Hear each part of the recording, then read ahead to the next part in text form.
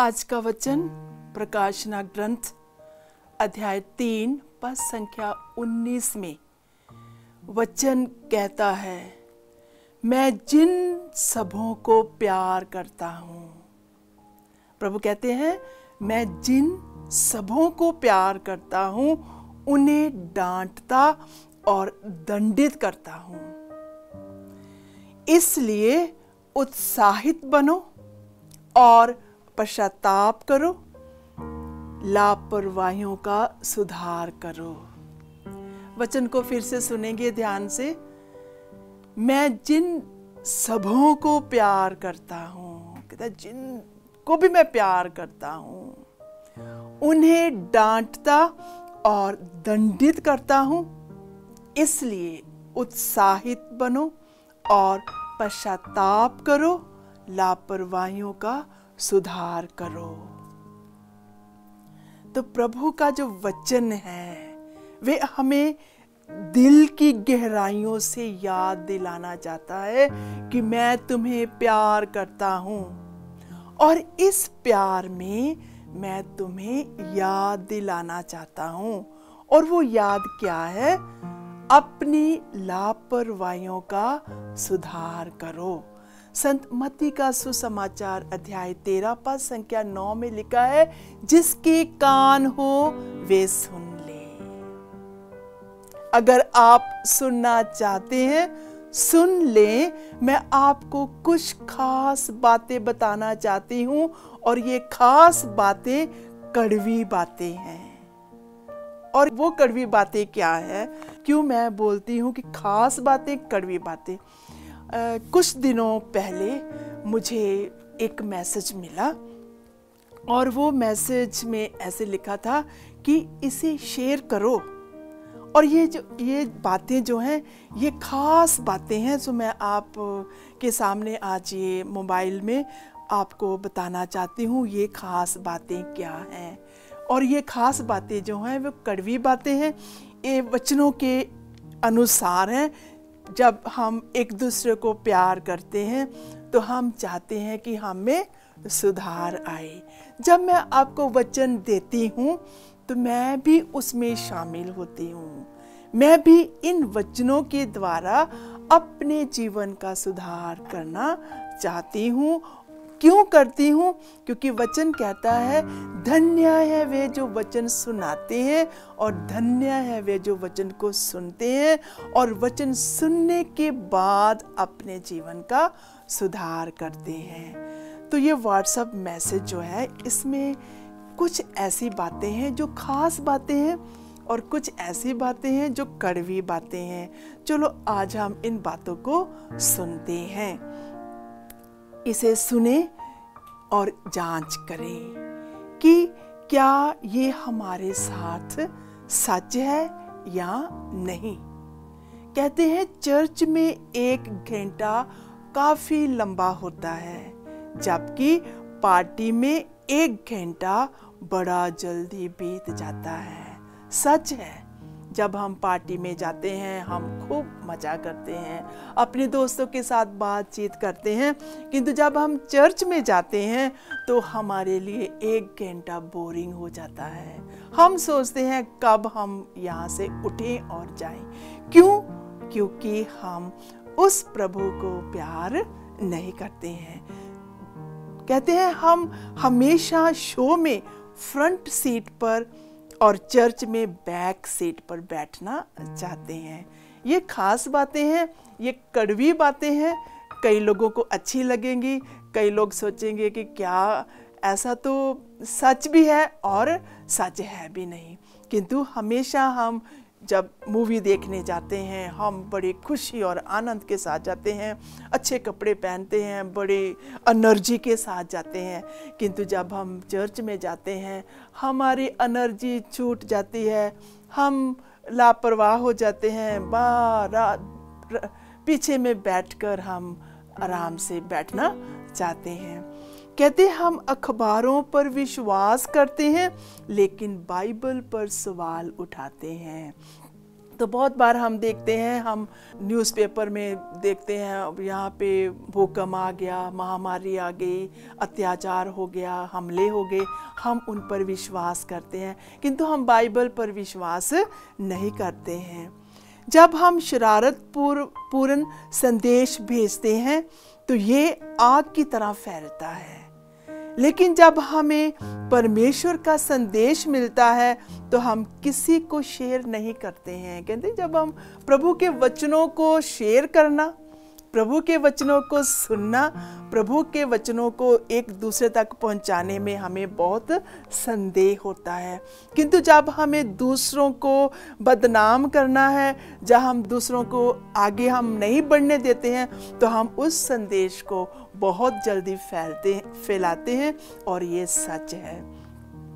एक युवक रात में चर्च से लौट रहा था, तभी बीच सड़क पर पुलिस पर घात लगाकर बैठे डाकुओं ने युवक के सीने में गोली मार दी। कई लोगों ने सोचा कि वे मर गया है, लेकिन गोली उसकी बाइबल में लगी थी। युवक उठा और छेदी हुई बाइबल को खोला। गोली निम्नलिखित पद पर रुकी, तेरे निकट मैं 1000 और तेरी दाहिनी और 10,000 गिरेंगे, परंतु यानी तू मारा नहीं जाएगा। तो ये है प्रभु का संदेश। इस संदेश में प्रभु की सच्चाई है। जब हम प्रभु के संदेश को फैलाते हैं तो प्रभु खुद हमारी अगुवाई करता है और हमारी रक्षा करता है। कहते जब हम 3 घंटे की फिल्म देखते हुए जागते हैं तो हम प्रार्थना में क्यों सो जाते हैं। खास बात है हमारे लिए कि हम मूवी में बहुत हम क्या बोलते होशियारी से बैठते हैं, अभी क्या सीन आने वाला है, क्या होगा, किंतु हम चर्च में हम सो जाते हैं। क्यों सोते हैं? क्योंकि हम सुस्त हो जाते हैं, क्योंकि वो उत्साहित प्रभु के सामने बैठकर हम उत्साह से हम उससे बात करना नहीं जानते हैं। कहते हैं अन्य पुस्तकों को पढ़ना हमें आसान लगता है, पर जब हम पवित्र बाइबल पढ़ते हैं तो हम उब जाते हैं। अप्रिय संदेश फैलाना हमें बहुत ही आसान लगता है, पर परमेश्वर के संदेश को फैलाना मुश्किल क्यों लगता है। आओ हम जांचें और पड़ताल करें। क्यों प्रार्थना करने वालों की संख्या कम हो रही है, जबकि बार और क्लब अभी भी लोगों से भरे हुए हैं। प्रार्थना करने लोगों की संख्या कम हो गई है, किंतु बाहर मेल मिलाप क्लब में जाना लोगों को बहुत उत्साह मिलता है। क्यों किसी सेलिब्रिटी की पूजा करना इतना आसान है, जबकि परमेश्वर से जुड़ना कितना मुश्किल है। तो मैं विश्वास करती हूँ, जब मैं ये वचन आपके साथ शेयर कर रही थी तो बहुत लोग मुझसे सहमत होंगे कि सिस्टर हम उब जाते हैं, हम चर्च में बैठकर उब जाते हैं, वचन को तो क्या बोलना, पढ़ने को भी मन नहीं करता है। तो अभी कुछ पॉइंट और हैं जो मैं आपको बताना चाहती हूँ। कहते हैं हम काम पर बहुत जल्दी जाते हैं, किंतु हम चर्च में देरी से पहुँचते हैं। जब वे गलती करते हैं तो वे अपने बॉस से माफ़ी मांगते हैं, विनती करते हैं कि हमें वापस रख लो, किंतु जब कोई गलत फहमी होती है तो हम चर्च छोड़ने की धमकी देते हैं। वे काम करने वाली जगह पर धन अदा करते हैं, किंतु चर्च में दशवंत देने से इनकार करते हैं। जब वे बीमार होते हैं तो वे काम पर जाने का प्रबंध करते हैं, पर चर्च आने का कोई प्रबंध नहीं करते हैं। कोई बात नहीं, प्रभु देख लेंगे। वे काम करने वाली जगह पर फोन बंद कर देते हैं, पर चर्च में दूसरे भक्तों का ध्यान भटकाने के लिए फोन का इस्तेमाल करते हैं। आओ हम अपने जीवन की जांच पड़ताल करें, खुदा से प्रार्थना करें, वे हम पर रहम करें। हम नए तरीके से जीवन जी सकें। प्रभु उद्धार है, वे दयालुता का भंडार है।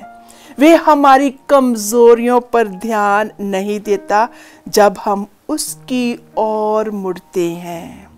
वे हमें संभालता है। आओ हम उत्साहित बने और प्रभु को प्यार करें और उन वचनों को याद करें जहाँ पे प्रभु कहता है, मैं जिनको प्यार करता हूँ उन्हें दंडित करता हूँ। प्रकाशना ग्रंथ अध्याय 3 पद संख्या 19 में कहता है, मैं दंडित करता हूँ, मैं डांटता हूँ, मैं याद दिलाता हूँ। इसलिए उत्साही बनो और पश्चाताप करो, लापरवाहियों का सुधार करो। और वो सुधार तभी आएगा जब हम सत्य को जान जाएंगे। और सत्य कौन है? हमारा प्रभु यीशु। जब हम सत्य को जान जाएंगे तो हम उबेंगे नहीं, तब हम थकेंगे नहीं, तब हम लापरवाह नहीं होंगे, तब हम उत्साहित बनेंगे, प्रभु के वचनों को शेयर करेंगे, प्रभु के वचनों को फैलाएंगे, प्रभु के वचनों को सुनेंगे और तब हम अच्छे सेलिब्रिटी बनेंगे। इसलिए मैं विश्वास करती हूँ कि मेरे को जब ये व्हाट्सएप मैसेज मिला तो उन्होंने कहा सिस्टर शेयर करो। पहले तो मुझे थोड़ा सा संकोच था कि शेयर करूँ या ना करूँ, किंतु जब मुझे प्रभु की ओर से संदेश मिला कि नहीं शेयर करना चाहिए, क्योंकि अभी ये जो युग है ये है इलेक्ट्रॉनिक युग। सारे मोबाइल में, इंटरनेट में, टीवी में हम फंसे हुए हैं। सुबह उठते हैं तो हम मोबाइल देखते हैं, रात देर तक हम देखते हैं, मोबाइल देखते हैं, किंतु हमारा एक भी पल उस प्रभु की ओर नहीं है जिसने हमें बनाया है, जो हमें प्यार करता है। तो आज मैं आपसे ये कहना चाहती हूँ कि आओ हम इस स्तोत्र, इस भजन को याद करते रहें। इस भजन के साथ अपनी लापरवाही को प्रभु के सामने रखें। स्तोत्र ग्रंथ 40 में सामिस्ट अपने दिल की आवाज को प्रभु के सामने रखता है। वो कहता है, मैं प्रभु की प्रतीक्षा करता रहा, उसने झुककर मेरी पुकार सुनी। कब वो मेरी पुकार को सुनता है? जब मैं उसे पुकारता हूँ। जब मैं भटक जाता हूँ और मैं भटके हुए रास्ते से उसे पुकारता हूँ तो वो मेरी सुध लेता है। उसने मुझे विनाश के गर्त से, दलदल के कीच से निकाला। प्रभु मुझे भी दलदल से निकाल, मुझे भी कीच से निकाल और मुझे शुद्ध कर। उसने मेरे पैर चट्टान पर टिकाकर मुझे दृढ़ कदमों से आगे बढ़ने दिया। जब ये सामिस्ट अपने दिल की गहराइयों से प्रभु को पुकारता है तो प्रभु क्या करता है? उसे कीच से निकालकर उसके पैरों को चट्टान पर रखता है, उसे नया जीवन देता है। उसने मेरे मुख से एक नया गीत गाया, हमारे ईश्वर का स्तुति गान रखा। बहुत से लोग ये देखकर प्रभु पर श्रद्धा और भरोसा रखेंगे। धन्य है वे मनुष्य जिसने प्रभु पर भरोसा किया, जिसने प्रभु के वचनों को सुनकर उस पर अमल किया, जिसने प्रभु के वचनों को सुनकर उसका अनुसरण किया और घमंडियों तथा मिथ्यावादियों का साथ नहीं दिया। इन परिस्थितियों में जब हम मोबाइल में बिजी हो जाते हैं, जब हम प्रभु पर ध्यान नहीं देते हैं, जब हम गिरजाघर जाना नहीं चाहते हैं, किंतु जब हम प्रभु की ओर मुड़ते हैं तो प्रभु हमारा साथ देता है और हमें इस संगति से हमें दूर करता है। प्रभु मेरे ईश्वर, तूने हमारे लिए कितनी महान योजनाएं और कार्य संपन्न किए हैं। तू अतुलनीय है, यदि मैं तेरे कार्यों की घोषणा और वर्णन करना चाहूं तो वे इतने अधिक हैं कि मैं उनके वर्णन करने में असमर्थ हूं। तूने ना तो यज्ञ चाहा और ना चढ़ावा, बल्कि तूने मुझे सुनने के कान दिए। जब मैं प्रभु को पुकारता हूं तो प्रभु ध्यान देता है, कहता है कि तूने मुझे सुनने के कान दिए। जब मेरा उत्साह कम हो जाता है, तेरे गिरजाघर में जाने के लिए मेरा उत्साह कम हो जाता है, तेरे वचनों को सुनने के लिए मेरा उत्साह कम हो जाता है, तो जब हम उस दर्द में गहराइयों से प्रभु को पुकारते हैं तो प्रभु हमें अपने कानों से हमें सुनता है। तूने ना तो यज्ञ चाहा ना चढ़ावा, बल्कि तूने मुझे सुनने के कान दिए। तूने ना तो होम मांगा ना बलिदान। प्रभु हमारा बलिदान नहीं चाहता है, प्रभु केवल हमारा प्यार चाहता है। कहता है एक पल मेरे साथ बैठो, एक पल मेरे वचनों को सुनो, एक पल मेरा सम्मान करो, मेरा आदर करो, क्योंकि मैं तुम्हारा प्रभु हूं। तब मैंने कहा, देख मैं आ रहा हूं। मुझे धर्म ग्रंथ से ये आदेश मिला है कि मैं तेरी आज्ञाओं का पालन करूं। मैं तुझे अपना गुरु समझूं, मैं तुझे अपना प्रभु समझकर अपने कुछ पल मैं तुझे दूं, और इस मोबाइल को मैं थोड़ा ना ध्यान देते हुए मैं तेरी ओर ध्यान दूं। मेरे ईश्वर, मैं वही करना चाहता हूँ जो तुझे प्रिय है।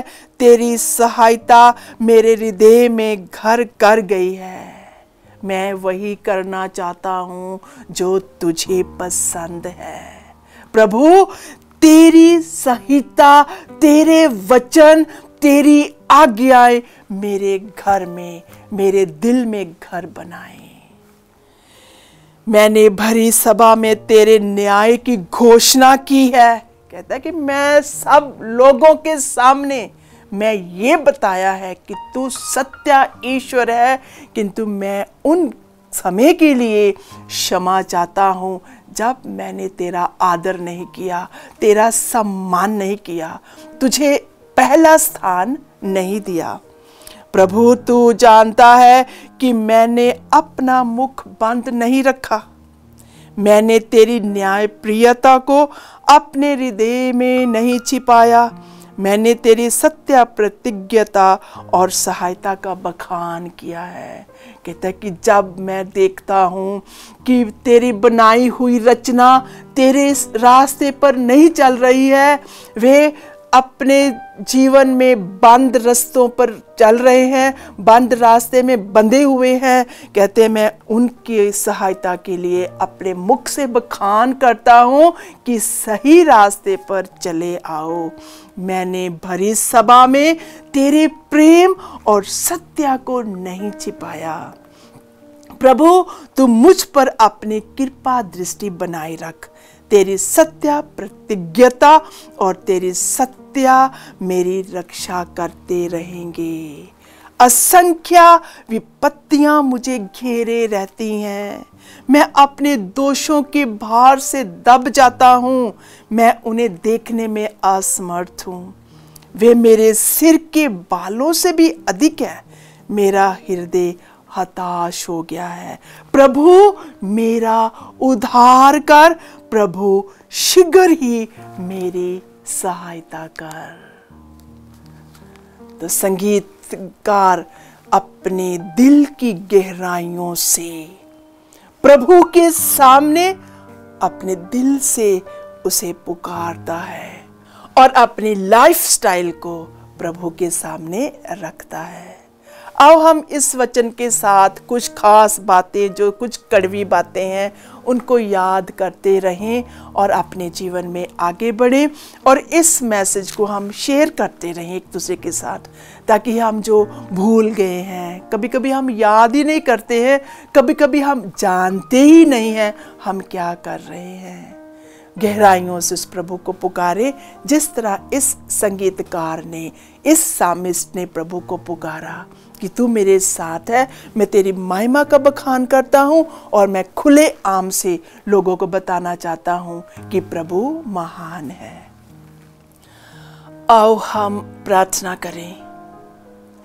हे पिता ईश्वर, तेरा वचन कहता है, मैं जिनको प्यार करता हूँ उन्हें दंडित करता हूँ और उन्हें दिलासा देता हूँ और उन्हें याद दिलाता हूँ, पश्चाताप करो और अपनी लापरवाहियों का सुधार करो। हे पिता ईश्वर, हम मिट्टी से बनाए गए हैं, हम कमजोर इंसान हैं, हम जानते हुए भी तुझे नहीं जानते हैं, हम जानते हुए भी हम तुझसे दूर रहते हैं। हम हमेशा मनोरंजन में, खुशियों में ध्यान देते हैं, किंतु शांत मन होकर तेरी हजूरी में बैठना हम उब जाते हैं। आज पिता ईश्वर, दिल की गहराइयों से मैं अपने आप को और अपनी संगत को और अपने सारे बहन भाइयों को तेरे चरणों में समर्पित करती हूँ। हे पिता, हमें पश्चाताप करने के लिए और अपनी गलतियों का सुधार करने के लिए अपनी पवित्र आत्मा से हमें भर दो, अपनी ज्ञान की आत्मा से भर दो, अपनी शांति की आत्मा से भर दो, ताकि हम हमेशा तेरे प्रेम में बने रहें और इन खास बातों को ध्यान में रखते हुए अपनी जिंदगी का सुधार कर सकें। खास कर मेरे पिता ईश्वर, हम यूथ के लिए, नव युवकों के लिए प्रार्थना करते हैं प्रभु। बहुत सारे नव युवक अपनी ही दुनिया में फंसे हुए हैं प्रभु। वे चर्च यानी कलीसिया में ध्यान नहीं देते हैं प्रभु। उन सबों को अपने प्रेम से, अपने अपार दया से भर दे प्रभु, ताकि वे सही रास्ते पर चलकर तुझे याद कर सके और तेरे संदेश को सब लोगों तक पहुंचा सके। ये प्रार्थना करते हैं प्रभु यीशु के नाम से, आमीन।